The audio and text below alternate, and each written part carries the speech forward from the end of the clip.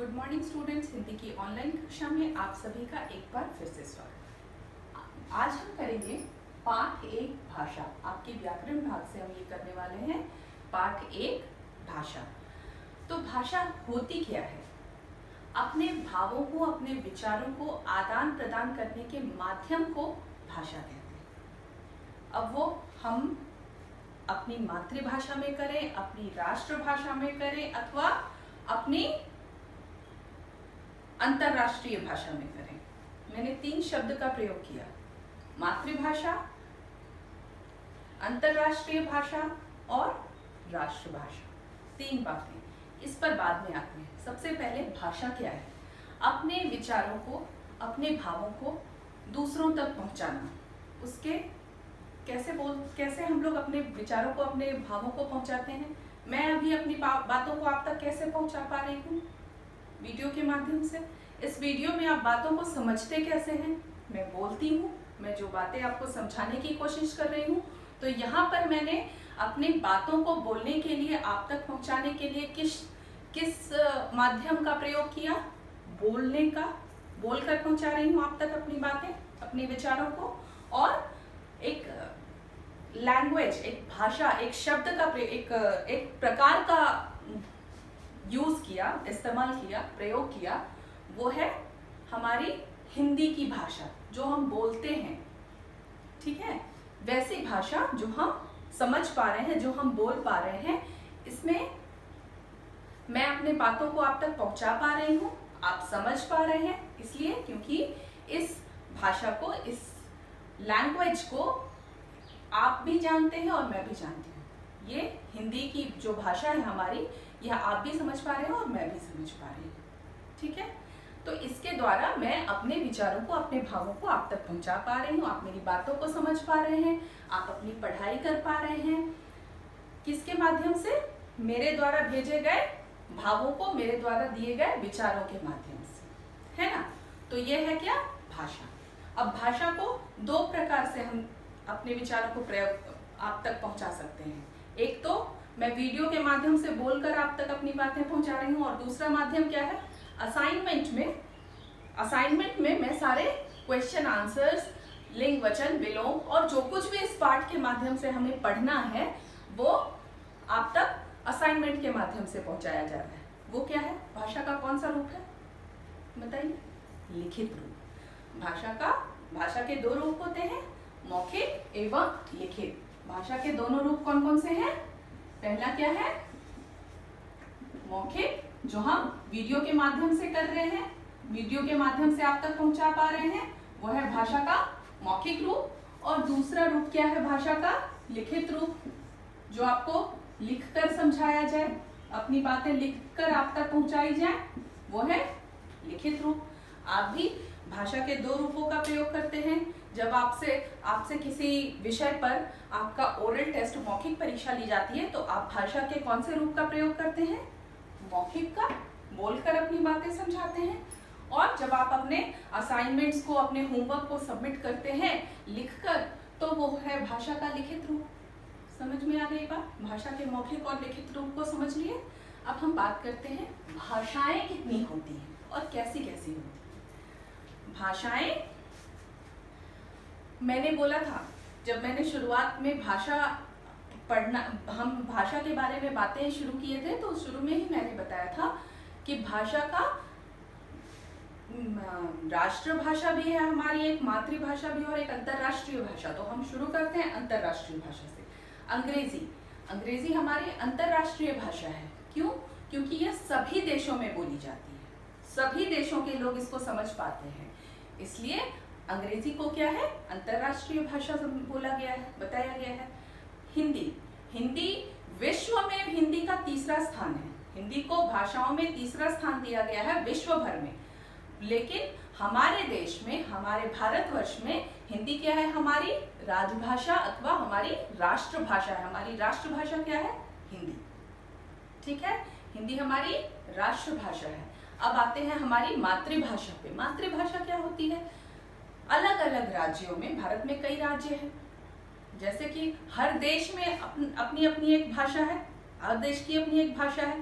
Britain में France में, Russia में, चाइना में, हर जगह अपनी एक अलग भाषा। हमारे देश की भाषा क्या है? हिंदी। हमारी राष्ट्रभाषा क्या है? हिंदी। और हमारी मातृभाषा क्या है? हमारे भारतवर्ष में अलग अलग राज्यों में अलग अलग भाषाएं बोली जाती हैं। महाराष्ट्र में मराठी बोली जाती है, तो उड़ीसा में उड़िया बोली जाती है, पश्चिम बंगाल में बांग्ला बोली जाती है, हमारे झारखंड में नागपुरी भाषा बोली जाती है, बिहार में या उत्तर प्रदेश में जो भाषा बोली जाती है उसे क्या बोलते हैं? भोजपुरी भाषा। तो हर एक राज्य की, इसी तरह हर एक राज्य की अपनी अपनी एक भाषा है। कई राज्यों में हिंदी ही बोली जाती है, पर कई राज्यों की अपनी एक भाषा है। जैसे पंजाब में जो लोग जन्म लिए हों वो पंजाबी भाषा बोलते हैं ना। तो जो लोग पंजाबी भाषा बोलते हैं वो उनकी क्या हो गई? मातृभाषा पंजाबी हो गई, क्योंकि वो पंजाबी भाषा बोलते हैं। जो बांग्ला बोलते हैं उनकी मातृभाषा क्या है? बांग्ला है। लेकिन हमारी राष्ट्रभाषा या हमारी राजभाषा वो क्या है? हिंदी। हिंदी हमारी राष्ट्रभाषा एवं राजभाषा है। मातृभाषा जो हम घर में बोलते हैं, जो हमारे राज्य, हमारे खास करके हमारे क्षेत्र में बोले जाने वाली जो क्षेत्रीय भाषाएं होती हैं वो हमारी मातृभाषा होती है, जो हम बोलचाल में प्रयोग करते हैं। ठीक है। हमारे देश भारतवर्ष में कितनी भाषाएं बोली जाती हैं? अलग राज्यों में अलग अलग भाषा। हमारी एक मातृभाषा होती है, एक राष्ट्रभाषा और राजभाषा होती है, अंतरराष्ट्रीय भाषा तो है। समझ में आ गई बात? अब आगे बढ़ते हैं। हमारे देश में 22 भाषाएं हैं जिन्हें की मान्यताएं दी गई हैं। हमारे देश में 22 भाषाओं को मान्यता दी गई है। बंगाली, उड़िया, तेलुगु, तमिल, कन्नड़, भोजपुरी, ऐसी ही कई और भाषाएं जिन्हें मान्यता दी गई है, जिन्हें हमारी मातृभाषा के रूप में स्वीकार किया गया है। अब आते हैं हम लिपि पे। जैसे कि भाषा को व्यक्त करने का रूप क्या था? मौखिक एवं लिखित। तो लिखने के ढंग को, लिखने की शैली को, लिखने के तरीके को लिपि कहते हैं। लिपि किसे कहते हैं? लिखने के ढंग को, भाषा को व्यक्त करने का दो रूप, मौखिक और लिखित। अब लिखने के ढंग को क्या कहते हैं? लिपि कहते हैं। ठीक है। लिपि कितनी होती है? अलग अलग, जैसे भाषाएं अलग होती हैं, भाषाओं को लिखने के ढंग को लिपि कहते हैं। अब हम क्या, जैसे अंग्रेजी की भाषा लिखते हैं, जैसे आप अपनी इंग्लिश लिखते हैं वैसे ही आप हिंदी भी लिखते हैं? अंग्रेजी हिंदी एक जैसे लिखते हैं? लिखने का दोनों ही के वर्ण बोलिए या लेटर्स बोलिए, दोनों ही एक ही चीज है। हिंदी में वर्ण बोला जाता है और अंग्रेजी में लेटर बोला जाता है। क्या वो दोनों समान है? ए और अ दोनों एक जैसे दिखते हैं? हम ए ऐसे लिखते हैं और अ ऐसे लिखते हैं, के ऐसे लिखते हैं और क ऐसे लिखते हैं। क्या ये दोनों एक जैसे दिख रहे हैं? एक जैसे नहीं दिख रहे ना। तो इन दोनों को लिखने का ढंग अलग है, तो दोनों की लिपियां भी अलग है। अंग्रेजी भाषा, जो हम अंग्रेजी भाषा बोलते हैं, अंग्रेजी भाषा को अंग्रेजी भाषा के लिपि को रोमन लिपि कहते हैं। रोमन लिपि में हम अंग्रेजी भाषा लिखते हैं। और हिंदी भाषा की लिपि क्या है? हिंदी भाषा की लिपि है देवनागरी। तो हिंदी की तरह हम जो भी भाषा लिखते हैं, चाहे वह हिंदी हो अथवा संस्कृत, दोनों ही किस भाषा में लिखी, किस लिपि में लिखी जाती है? देवनागरी लिपि में लिखी जाती है। पंजाबी भाषा कौन सी लिपि में लिखी जाती है? गुरुमुखी लिपि में लिखी जाती है। इसी तरह अन्य कई और भाषाएं हैं जो कि अन्य लिपियों में लिखी जाती हैं। उर्दू फारसी लिपि में लिखी जाती है, बांग्ला लिपि में लिखी जाती है, और ये मैंने संस्कृत तो बता ही दिया आपको, देवनागरी लिपि में लिखी जाती है। अब हमने समझ लिया भाषा क्या है, भाषा के को कैसे हम दूसरों तक पहुंचाते हैं, बोलकर और लिखकर। लिखित और मौखिक उसके दो रूप हैं। लिपि क्या है? लिखकर अपने बातों को दूसरों तक पहुंचाना। अगर लिखित रूप है भाषा का तो लिखने के ढंग को लिपि कहते हैं। अलग अलग भाषाओं की अलग अलग लिपियां, समझ आ गया। अब हम आते हैं व्याकरण पे। व्याकरण क्या है और व्याकरण क्यों आवश्यक है? व्याकरण शब्दों के या अपनी बातों को दूसरों तक पहुंचाने के सही ढंग को, हम अपनी बातों को बोलकर पहुंचा रहे हैं, लिखकर पहुंचा रहे हैं, पर इसके सही ढंग को व्याकरण कहते हैं। व्याकरण हमें क्या सिखाता है? अपनी बातों को दूसरों तक आप पहुंचा तो रहे हैं, पर उसमें क्या होना चाहिए? उसमें शुद्धता होनी चाहिए। व्याकरण हमें शुद्धता देता है। जैसे कि हमारी जो भाषा है, हम जैसे मैंने यह शब्द प्रयोग किया, हम अपनी बातों को दूसरों तक पहुंचाते हैं। हम अपनी बातों को दूसरों तक पहुंचाते हैं, इसके माध्यम को भाषा कहते हैं। अपनी बातों को दूसरों तक पहुंचाने के माध्यम को भाषा कहते हैं। अपना बात को दूसरों तक पहुंचाने के माध्यम को भाषा कहते हैं। क्या ये दोनों समान हैं? नहीं। अपनी बात, अपना बात, अंतर यही है। अपनी बात, अपना बात, शब्द आप सुन रहे हैं ध्यान से। अपनी बातों को दूसरों तक पहुंचाने के माध्यम को भाषा कहते हैं। अपना बात को दूसरों तक पहुंचाने के माध्यम को भाषा कहते हैं। अंतर कहाँ है? अपनी और अपना में। तो यह व्याकरण हमें यही शुद्धता समझाता है। यहीं पे व्याकरण हमें परिवर्तन और यहाँ पे हमें अंतर समझा के व्याकरण ने क्या समझा दिया? अपना बात दूसरों तक पहुंचाना गलत, यह वाक्य गलत है। अपनी बात दूसरों तक पहुंचाने के माध्यम को भाषा कहते हैं। यह अपनी शब्द, अपना के बदले अपनी शब्द लगाकर व्याकरण ने अपना काम पूरा किया, शुद्ध बना दिया इस वाक्य को। समझ में आ गई बात? एक वाक्य है, मेरा कमीज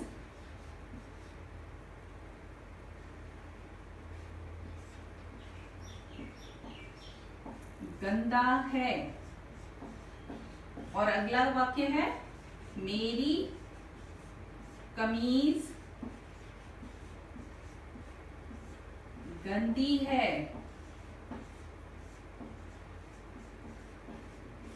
इसमें व्याकरण व्याकरण हमें क्या बता रहा है? इस वाक्य को व्याकरण ने कैसे ही शुद्ध कर दिया? मेरा कमीज गंदा है, ये गंदा शब्द मेरी, मेरा को बदलकर बना दिया मेरी कमीज, गंदा गंदी है। इस वाक्य में व्याकरण का काम क्या हुआ? उसने मेरा को बदलकर मेरी बना दिया, कमीज तो अपने ही स्थान पे, गंदा से गंदी शब्द का प्रयोग हो गया, और है तो अपने स्थान पर ही।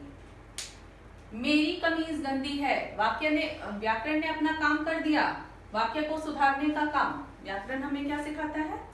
शुद्धता। व्याकरण हमें वाक्यों में अपनी बातों को दूसरों तक जो हम पहुंचा रहे हैं, इसके माध्यम में हमें हमारी शुद्धता का ध्यान व्याकरण रखता है। व्याकरण हमें शुद्ध शुद्ध बोलना, शुद्ध शुद्ध लिखना और क्या शुद्धता सिखाता है। व्याकरण का कार्य है। व्याकरण के बिना हम अपनी बातों को दूसरों तक पहुंचा तो पाएंगे, पर उसके शुद्ध रूप में नहीं। पाठ 1 पुस्तक के अभ्यास पूरा करें। पृष्ठ संख्या 9, प्रश्न संख्या 1। निम्नलिखित प्रश्नों के उत्तर दीजिए। क, भाषा किसे कहते हैं? किसे कहते हैं भाषा? भाषा विचारों के आदान प्रदान के माध्यम को कहते हैं। भाषा विचारों के आदान प्रदान के माध्यम को कहते हैं।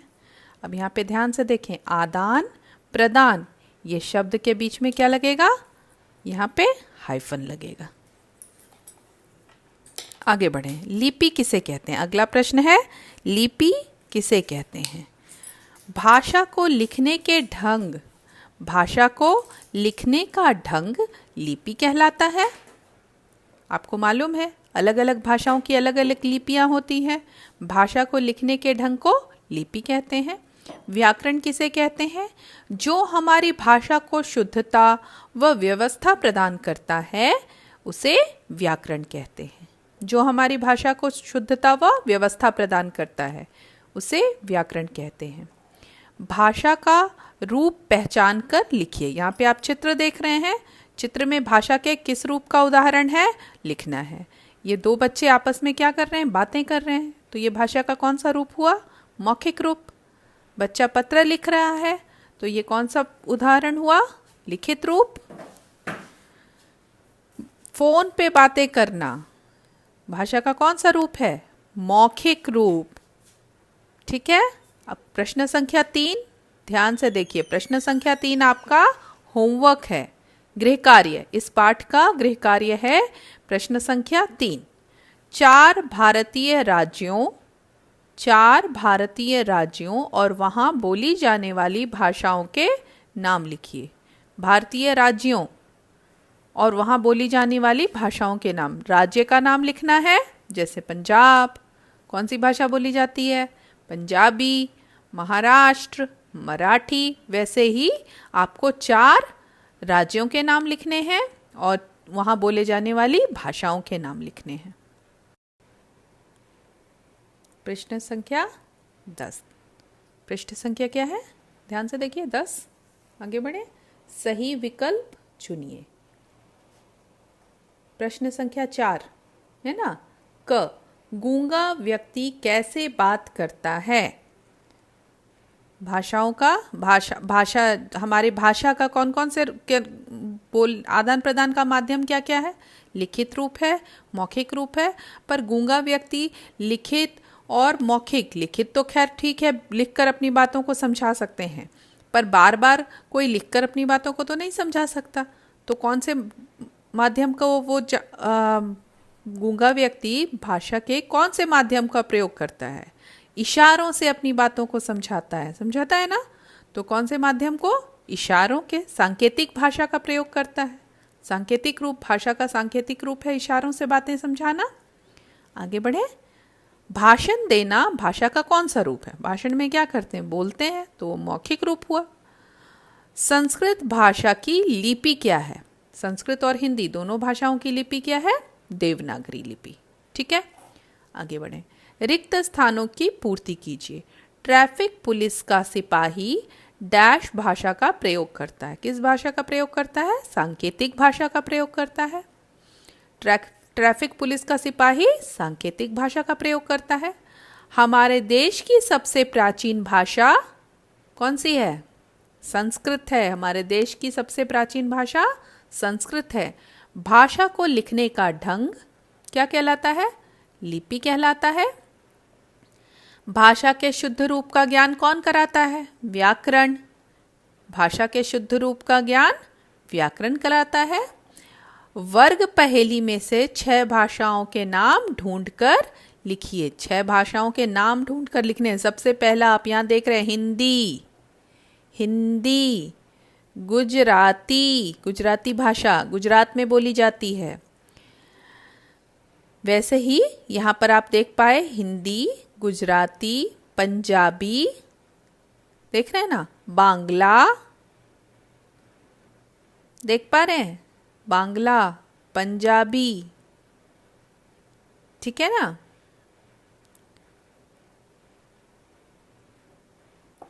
वैसे ही हरियाणवी देख रहे हैं, संस्कृत। ये 6 भाषाएं यहाँ पर लिखी गई।